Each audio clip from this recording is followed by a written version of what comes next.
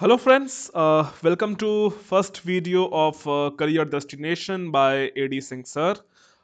ये हमारा नया चैनल है। जैसे कि मैंने आप लोगों से कहा था कि हम एक नया चैनल खोलने जा रहे हैं जहाँ पे हम सिर्फ और सिर्फ करियर काउंसलिंग और जो अदर टॉपिक्स होते हैं उन्हीं को कवर करेंगे। तो आप लोगों का काफ़ी ज़्यादा रिस्पॉन्स आया था और मैंने डिसाइड किया है कि अब से हम लोग वीकली बेसिस पे एक वीडियो लाया करेंगे जहाँ पे मैं आपको सिर्फ और सिर्फ करियर गाइडेंस से रिलेटेड चीज़ें बताऊंगा। फॉर एग्जांपल कि इंटरव्यू कैसे दिया जाता है, सीवी को अच्छे कैसे बनाया जाता है, और जो आजकल जो मेन प्रॉब्लम्स चल रही हैं जो कि बच्चों को इसकी ज़रूरत है नेगेटिव चीज़ों को हटा के लाने में, पॉजिटिव चीज़ों को लाने में, वो सब हम इस चैनल पे कवर करेंगे।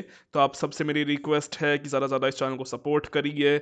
जैसा आपने प्यार सीईडी को दिया है वैसे ही आप इसको भी दीजिए।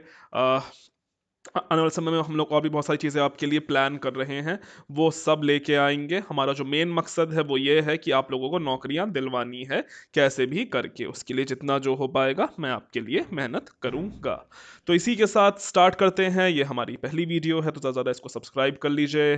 टारगेट करते हैं इसका 1000 सब्सक्राइबर्स पे, और मुझे पता आप लोग कर दोगे। तो 1000 सब्सक्राइबर्स इसका टारगेट करते हैं और 200 इसकी लाइक्स का भी टारगेट करता हूँ। आई होप आप लोग इसको पूरा कर दोगे विद इन अ वीक।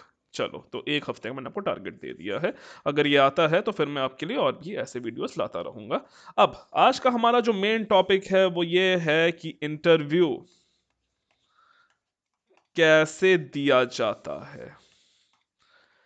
आजकल हो क्या रहा है, होता ये है कि पहले तो एक तो जॉब्स नहीं है। जॉब्स अगर आती भी हैं, निकल के आती भी हैं, बच्चों को अगर शॉर्टलिस्ट कर भी लिया जाता है तो एक प्रॉब्लम ये होती है कि शॉर्टलिस्ट तो हो गए, इंटरव्यू भी फिक्स हो गया, अब उसके बाद क्या, व्हाट नेक्स्ट।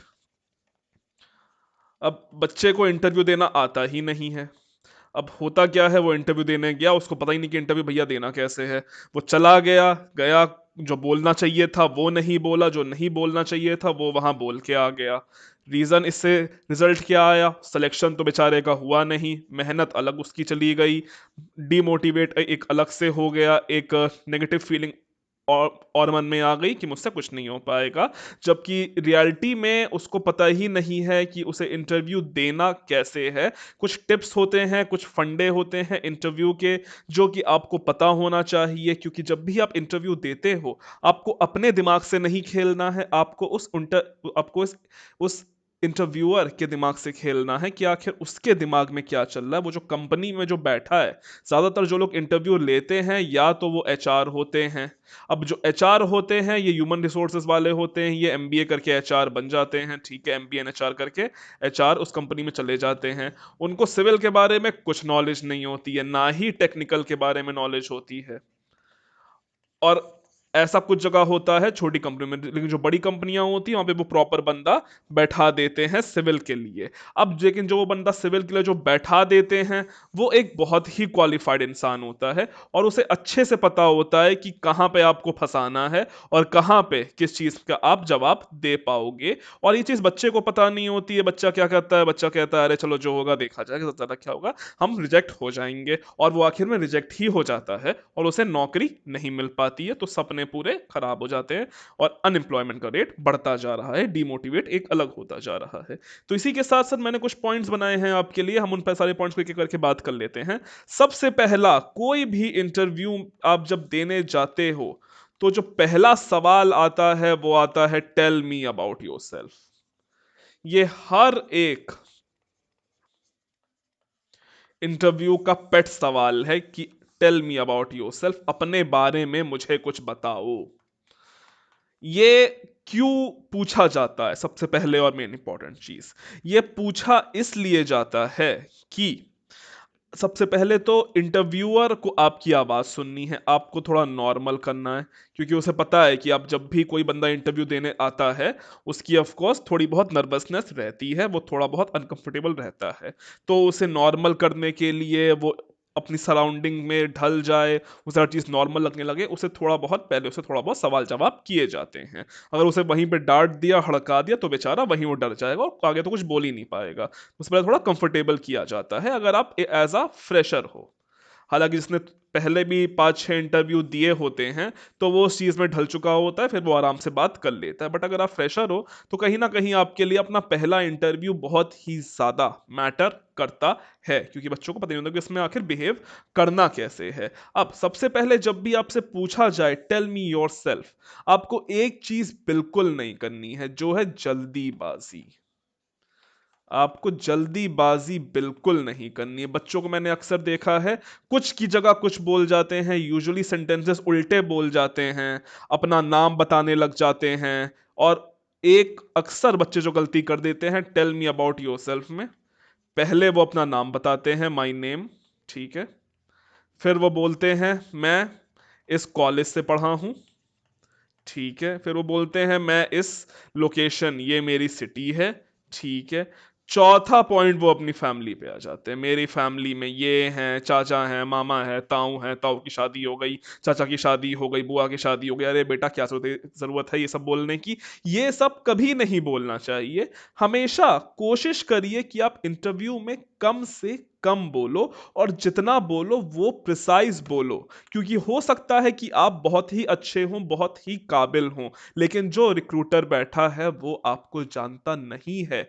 जो आप उसके लिए एक नए पर्सन हो, और उसके और आपके बीच जो एक चीज कॉमन है उसे हम कहते हैं सीवी। वो आपको सिर्फ आपकी सीवी के द्वारा परखता है, और कहीं ना कहीं बहुत ही मुश्किल हो जाता है कि आप किसी को भी एक ही सेकंड में जज कर लो कि वो बंदा कैसा है। इसीलिए first impression is the last impression. इस बात को हमेशा ध्यान रखना कि जो बोलो कम बोलो और एकदम सही बोलो। बस इतना बोल दो कि हाँ मेरे फैमिली में मम्मी पापा हैं, बस इतना है। I belong from this location, मैंने यहां से बीटेक किया है। यहां से करने के बाद चुप हो जाओ, साइलेंट। अक्सर बच्चों की आदत होती है, वो एक बार स्टार्ट करते हैं तो वो रुकते ही नहीं है, वो बोलते ही जाते हैं, बोलते ही जाते हैं, बोलते ही जाते हैं। आपको ऐसा क्यों लगता है कि आप जितना ज्यादा बोलोगे आपके सिलेक्शन होने के चांसेस उतने ज्यादा हो जाएंगे? ऐसा बिल्कुल नहीं है। इनफैक्ट रिक्रूटर तो कहता है ये क्या पागल आदमी, इसको तो पता ही नहीं कि क्या बोलना है क्या नहीं बोलना है। आफ्टर ऑल आप उस इंटरव्यू को कुछ पूछने का मौका तो तब तो वो आगे बोलेगा ना। जब तक आप चुप ही नहीं होगे, वो आपसे अपने सवाल कैसे पूछ पाएगा? तो आपको पहले 3-4 लाइनें बोल लेनी है, फिर आपको साइलेंट हो जाना है और वेट करना है कि वो अपना आपसे नेक्स्ट सवाल पूछे। ये तो हो गया आपका। अब इसमें क्या नहीं करना है? सबसे पहले जैसे मैंने कहा, जल्दीबाजी नहीं करनी। बहुत सारे लोग हकला जाते हैं, फिजिटिंग कर जाते हैं कि वो बोल नहीं पाते हैं, या फिर बहुत सारे बच्चों के साथ ये दिक्कत होती है कि वो कुछ का कुछ बोल जाते जो कि उनको नहीं बोलना चाहिए। तो ये चीज आपको ध्यान देनी है। जैसे ही आप कैबिन में घुसो, हमेशा उसको टाइम विश करो। और बच्चों की दो आदत होती है, या तो आप पहले डिसाइड कर लो आपको दोनों में से एक लैंग्वेज बोलना, या तो आप हिंदी में बोलो या तो आप इंग्लिश में बोलो। बच्चों की आदत होती है कि वो दोनों ही भाषा, आधी बात हिंदी में बोल जाते हैं, आधी बात इंग्लिश में बोल जाते हैं। ये चीज कहीं ना कहीं एक चीज दर्शाती है कि ना ही तो आपको हिंदी ढंग से आती है और ना ही आपको इंग्लिश ढंग से आती है। इसीलिए दोनों में से आप कोई भी अपनी एक लैंग्वेज चूज कर लीजिए, कि या तो आपको हिंदी में बोलना है या तो आपको इंग्लिश में बोलना है। Never use both language. कभी भी एक साथ आपको दो भाषा यूज नहीं करनी है। मैं आपको समझा रहा हूं तो वो बात एक अलग है, बट ये चीज इंटरव्यूअर के सामने आपको नहीं करनी है। यही सब छोटी छोटी चीजें होती हैं जो कि मिलके एक बड़ी चीज बन जाती है, और आखिर में होता क्या कि सिलेक्शन नहीं होता है। अगर आपका बिहेवियर देख के, अगर आपका रवैया देख के इंटरव्यूअर ने अपने पहले ही माइंड में बात सेट कर ली कि मुझे इसे नहीं लेना है, तो चाहे आपका इंटरव्यू कितना ही अच्छा गया हो, कितना ही बेहतर गया हो, वो आपको नहीं लेगा। ये बात एक फैक्ट है। तो मैंने आपको बता दिया है पहला कि टेल मी अबाउट योरसेल्फ में क्या करना है, क्या नहीं करना है। ठीक है। अब दूसरा जो हमारा होता है सवाल, दूसरी जो हमारी बात आती है वो होती है आपको हमेशा उस कंपनी के बारे में पढ़ के जाना है, पता करके जाना है कि आखिर आप किस कंपनी में इंटरव्यू देने जा रहे हो। 99% बच्चे यही करके नहीं आते हैं। किसी भी इंटरव्यू देने के लिए कंपनी में ऐसे ही मुंह उठा के चले गए, जैसे पता नहीं कहाँ जा रहे हैं। अरे बेटा, पहले पता तो कर लो उस कंपनी के बारे में कि आखिर वो कंपनी कितनी पुरानी है, उसका मालिक कौन है, किस टाइप की कंपनी है, छोटी है, बड़ी है, आखिर कौन सा काम कर रही है, इंफ्रा में है, रोड प्रोजेक्ट है उसके पास, टनलिंग है, ब्रिज है, आखिर उस कंपनी की एक्सपर्टाइज क्या है। क्योंकि वो कंपनी आपको आपके लेवल का काम नहीं देगी, वो कंपनी को आपको जाके उस कंपनी के यहाँ काम करना है। तो अगर आपको भले ही ब्रिजेस आते हों, बट अगर उस कंपनी के पास इंफ्रा है, अगर उसके पास हाई राइज बिल्डिंग है, तो आपको भी वो हाई राइज बिल्डिंग में ही काम करवाएगी। और यूजुअली एक्सपीरियंस वालों बच्चों के साथ ये होता है कि अगर मान लो उनको अगर एक्सपीरियंस है इंफ्रास्ट्रक्चर में, अगर उनको इंफ्रास्ट्रक्चर हाई राइज बिल्डिंग में एक्सपीरियंस है, ठीक है, जैसे कि जो हमारी हाई राइज बिल्डिंग हो जाती है उनमें एक्सपीरियंस है, और अगर वो चले जाते हैं उस कंपनी के पास जिनके पास ब्रिज का जिसको ब्रिज इंजीनियर की रिक्वायरमेंट है, अब वो वहां पे जाके अपनी सारी रामगाथा सुना डालेंगे कि सर हमें स्ट्रक्चर बनाना आता है, हम ये कर लेते हैं, फैलार निकाल लेते हैं, सर्वे कर लेते हैं, ये कर लेते हैं। लेकिन उस पर्टिकुलर कंपनी को जरूरत है एक ब्रिज इंजीनियर की। वहीं पे वो एक कॉन्ट्राडिक्ट सवाल डाल देते हैं कि देखिए हमारे पास जितने भी प्रोजेक्ट्स हैं वो सारे ब्रिज प्रोजेक्ट हैं, हमें इंफ्रा की जरूरत नहीं है। अब हम आपको भला क्यों हायर करें? Why should I hire you? Because I need a bridge expert, not a infrastructure expert. In maximum cases में बच्चे हमेशा साइलेंट हो जाते हैं, चुप हो जाते हैं, उनके मुंह से जवाब नहीं आता, और उनको बाहर रास्ता दिखा दिया जाता है कि जाओ हम तुम्हें कॉल करेंगे, और कॉल कभी आता भी नहीं है। हुआ क्या? रिजेक्ट हो गए। अब इस रिजेक्शन से बचने के लिए कुछ ऐसी टिप्स हैं जो मैं आपको देना चाहूंगा। सबसे पहली बात, आप एक सिविल इंजीनियर हो, चाहे जो सा भी प्रोजेक्ट हो, इंफ्रा हो, ब्रिज हो, रोड हो, टनलिंग हो, दुनिया का कौन सा प्रोजेक्ट हो, एक चीज वहां पे हमेशा कॉमन होती है, जो होती है ड्राइंग। दूसरी होती है आरसीसी, तीसरा होता है सर्वे, और चौथी होती है क्यूए क्यूसी। ये ऐसी है जो आपको हर एक प्रोजेक्ट में चार चीजें कॉमन मिलेंगी, और आपको कहीं ना कहीं इन चीजों का फायदा उठाना है। आपको बोलना है कि भले ही आपके यहाँ ब्रिज हो, टनल हो, इंफ्रा हो, रोड हो, भाई ड्राइंग तो आपके यहाँ होएगी ही, सर मैं ड्राइंग पढ़ लेता हूँ। मैं आरसीसी तो आपके यहाँ होएगी ही, मैं आरसीसी करवा लेता हूँ। भले चलो रोड प्रोजेक्ट में हम मान सकते हैं कि आजकल आरसीसी, चलो वैसे आजकल तो अब भी आरसीसी रोड प्रोजेक्ट में यूज होना हो गई है, पहले फ्लेक्सिबल पेमेंट यूज होती थी, लेकिन चलो अब ऐसा होने लग गया है, तो हम बोल सकते हैं कि आरसीसी में भी हम कर सकते हैं। वहीं सर्वे का काम भी सभी को आता होता है, और क्यू ए क्यू सी का थोड़ी बहुत नॉलेज तो सभी को आती होती है। तो भले ही आपके यहाँ कोई सा भी प्रोजेक्ट क्यों ना हो, मैं एग्जीक्यूशन का काम जानता हूं, मैं उस पर्टिकुलर चीज में काम जानता हूं, मैं आपके यहाँ एक अच्छा एसेट बनूंगा, ना कि एक लाइबिलिटी बनूंगा। अगर आप ये जवाब देते हो तो सामने वाला बंदा कहीं ना कहीं सेटिस्फाई हो जाता है, क्योंकि कहीं ना कहीं आपकी प्रेजेंस ऑफ माइंड और आपकी कॉमन सेंस जरूर देखी जाती है इंटरव्यू देने के टाइम, कि आप कितने ज्यादा स्पॉन्टेनियस हो, आप कितनी ज्यादा ट्रिकी क्वेश्चन का कितना आप अच्छा जवाब दे पा रहे हो। ये चीजें हमेशा बहुत ज्यादा इंटरव्यू में देखी जाती हैं। तो हमेशा इस चीज के बारे में आपको पढ़ के जाना है, और उसी के साथ साथ उस कंपनी का भी इतिहास थोड़ा बहुत जानना है। मैं कोशिश करता हूं जितनी मैं आपके लिए थोड़ी बहुत जॉब्स लाता हूं, हमेशा मैं आपको उस कंपनी के बारे में 5 से 10 सेकंड का शुरू में रेफरेंस जरूर देता हूं कि आखिर उस कंपनी का बैकग्राउंड क्या है। आपको क्या लगता है कि मैं पागल हूं जो मैं आपको देता हूं? नहीं बेटा, ये सब चीजें इंपॉर्टेंट होती हैं।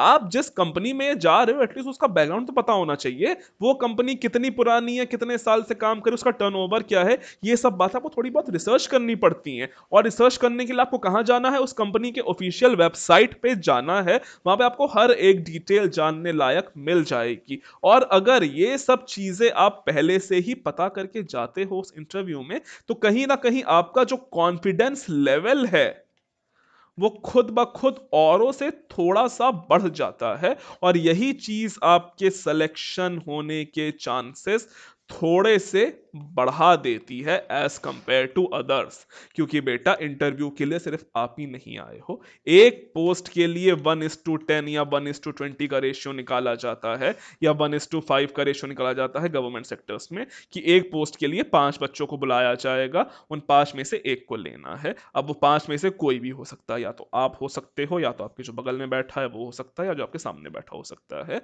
आपको कोशिश करनी कि नौकरी आपको मिले, ना कि आपके पार्टनर को या आपके कंपेनियन को मिल जाए। इसीलिए आपको हर एक एस्पेक्ट पे ध्यान देना है कि वो इंटरव्यूअर आपसे क्या क्या पूछ सकता है। आई होप आपको ये बात भी समझ में आ गई होगी। तीसरी बात होती है बी कॉन्फिडेंट।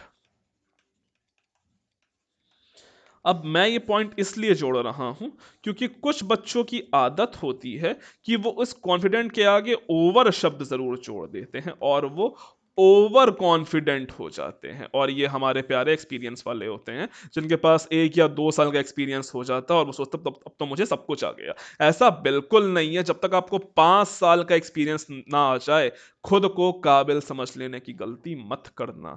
एटलीस्ट मिनिमम आपके पास 5 साल का एक्सपीरियंस हो, तब समझो कि मैंने कुछ जिंदगी में अचीव किया है। यूजुअली अगर आप ओवर कॉन्फिडेंट हो जाते हो तो सामने वाला आपको पहले ही भगा देता है कि ये तो अपने आप को कुछ बहुत ज्यादा समझ रहा है, ये मेरा इंटरव्यू में नहीं सुन रहा है, तो जब मैं इसको हायर कर लूंगा तभी मेरी क्या सुनेगा। इससे अच्छा भैया इसको निकाल दो, नेक्स्ट हम जो जो नेक्स्ट हमारा कैंडिडेट है उसको देखते हैं। इसीलिए कभी भी ओवर कॉन्फिडेंट नहीं होना है। आई होप ये बात भी मैंने आपको समझ में आ गई होगी। अब पहला तो सवाल होता है टेल मी अबाउट योरसेल्फ। दूसरा आपसे वो सवाल पूछ सकता है आपके, अगर आप फ्रेशर लेवल पे जा रहे हो तो वो आपसे सवाल पूछ सकता है आपके ट्रेनिंग से रिलेटेड, कि आपने ट्रेनिंग कैसे करी है और कहाँ करी है। तो आपको ये बात अच्छे से करके जानी है। एक चीज बहुत ही ज्यादा ध्यान दी जाती है सीवी बनाते टाइम, जो मैंने आपको पहले भी बताया है, सीवी में सिर्फ वही वही चीजें मेंशन करो जो जिसमें आप परफेक्ट हो। अगर आपने सीवी में कुछ हाई फाई लिख दिया या फिर वो चीज़ लिख दी जिसके बारे में आपको नॉलेज नहीं है, और अगर कहीं इंटरव्यू ने उस बात को पकड़ लिया और आपसे उसी चीज़ पे सवाल पूछ लिया, तो आप उस चीज़ को लेके साइलेंट हो जाओगे, और जहां साइलेंट हो जाओगे तो इंटरव्यूअर समझ जाएगा कि जो ये आपने लिखा है ये चीज़ गलत है, ये आपके पास इसकी नॉलेज नहीं है, आपके पास इस चीज़ का एक्सपीरियंस नहीं है, लिहाजा आपको सीवी फेक है। तो वो क्या करेगा, आपको हटा तो देगा, आपको वहां से उस इंटरव्यू से निकाल देगा, ठीक है, और तो और अपनी कंपनी में से वहां से ब्लैकलिस्ट भी कर देगा, कि अगर इन शॉर्ट उस कंपनी में आने वाले समय में कोई और वैकेंसी आती है तो आप उसमें भी अप्लाई नहीं कर पाओगे। तो इन सब चीजों का आपको बहुत ज्यादा ध्यान देना है। देखो यही सब छोटी छोटी चीजें हैं जो मिल के एक बड़ी चीज बना लेती है, और मिला के क्या होता है कि आपका रिजेक्शन हो जाता है। फिर आप आके कमेंट करते हो, फोन करते हो, मेल करते हो कि सर मैं फला इंटरव्यू में गया था, मेरा वहां पे सिलेक्शन नहीं हो पाया, अब बताइए सर मैं क्या करूं। मैक्सिमम केसेस में गलती हमेशा कैंडिडेट की ही होती है कि वो ढंग से तैयारी नहीं करता, ढंग से चीजें नहीं जानता है। तीसरी चीज ये होती है कि अक्सर बच्चे डिमांड कर लेते हैं अपनी सैलरी। बच्चों की मैक्सिमम 100 में से 90% ये देखा गया है कि बच्चे अपनी ही सैलरी डिमांड कर देते हैं, कि भाई हम तो 25,000 लेंगे, 25,000 से 1 रुपया हम कम नहीं लेंगे। अच्छा, रिक्रूटर कहता है कि बेटा कि हम 25,000 दे ही नहीं पाएंगे। वो इतनी ही बात सुन के नेक्स्ट कर देता है कि जाओ दूसरे बंदे को अंदर भेजो, इसको हमें देनी नहीं है 25,000। क्योंकि आप अगर एक फ्रेशर हो, आप अगर एक फ्रेशी हो, तो आप सैलरी डिमांड करने के लायक नहीं हो, क्योंकि आपको कुछ नॉलेज नहीं आती है। अगर आप एक फ्रेशर हो तो कहीं ना कहीं उस कंपनी को पहले आपको सिखाना पड़ेगा, और फ्रेशर को क्या, एक्सपीरियंस वालों को भी सिखाना पड़ता है, क्योंकि हर जगह काम थोड़ा बहुत अलग अलग चलता रहता है और माहौल में ढलना पड़ता है। शुरू के 1-2 महीने तो माहौल में ढलने ही लग जाते हैं किसी भी नई नई कंपनी की, क्योंकि वहाँ के हर जगह के अपने अलग अलग और अब अपने अलग अलग टर्म्स एंड कंडीशंस होती हैं। अब बच्चा जब वो सैलरी की डिमांड कर देता है तो इंटरव्यूअर सुन के भड़क जाता है कि बेटा तुम्हें पहले नौकरी तो तुम्हारी कंफर्म हुई नहीं है, तुम सैलरी हमसे पहले मांग रहे हो। कभी भी आपको खुद से सेल्फ से अपनी सैलरी कोट नहीं करनी है कि मैं इतना रुपया लूंगा। पहली चीज तो अगर आप फ्रेशर, आपको सैलरी बोलनी ही नहीं है।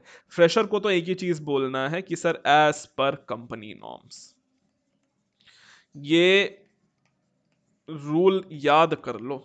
जब भी अगर फ्रेशर लेवल पे तुमसे कोई सैलरी पूछे, हमेशा बोलना एज पर कंपनी रूल्स, कि कंपनी जितना भी देगी, जो भी कंपनी की पॉलिसी है, मैं उस सैलरी में काम करने के लिए तैयार हूं।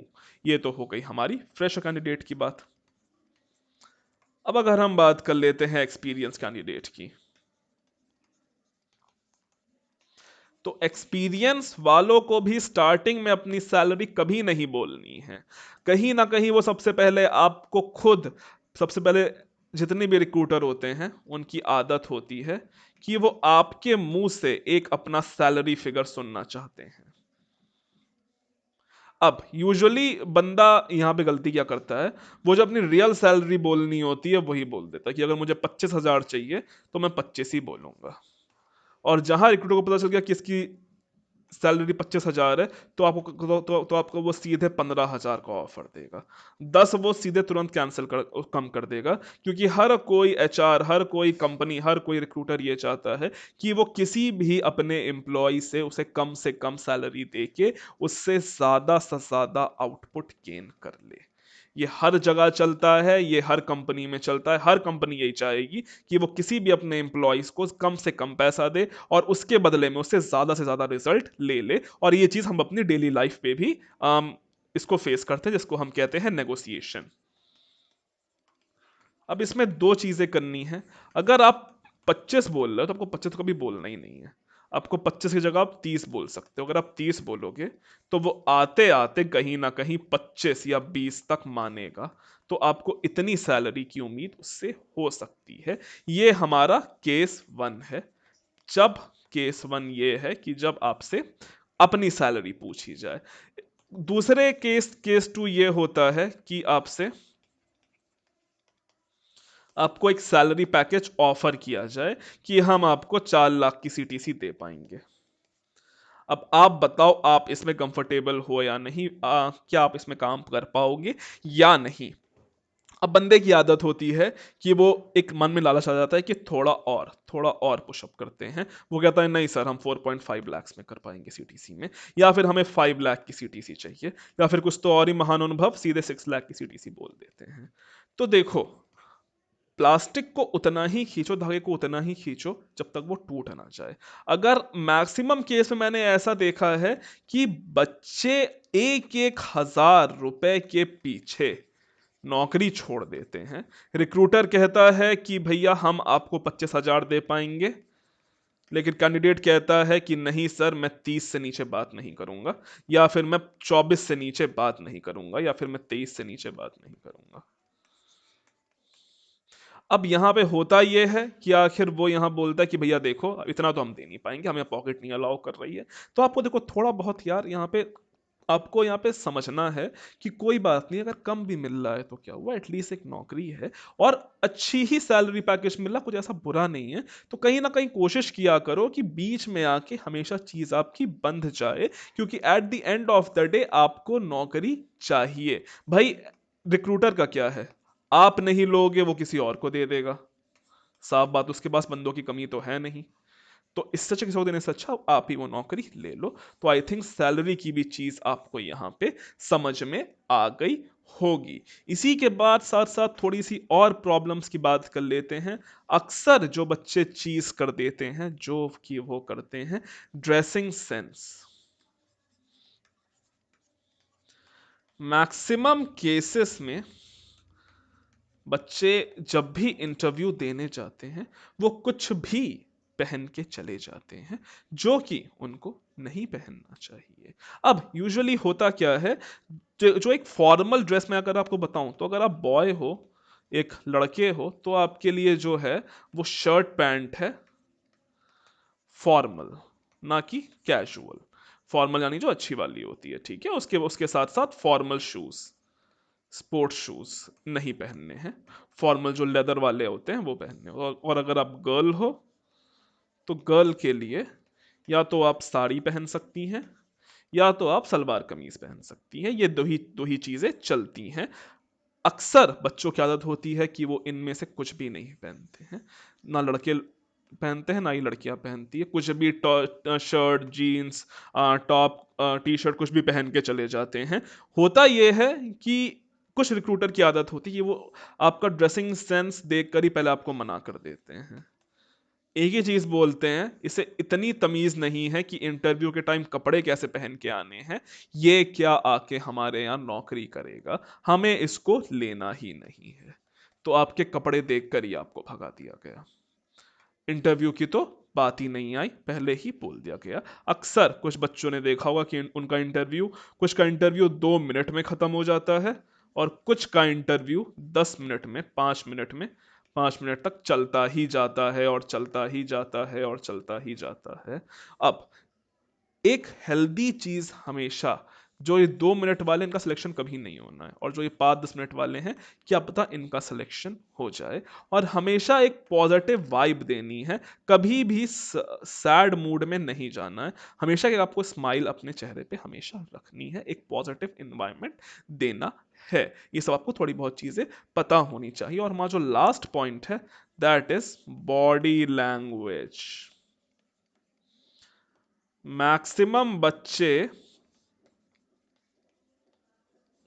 को यही नहीं पता कि उनकी बॉडी लैंग्वेज क्या होनी चाहिए।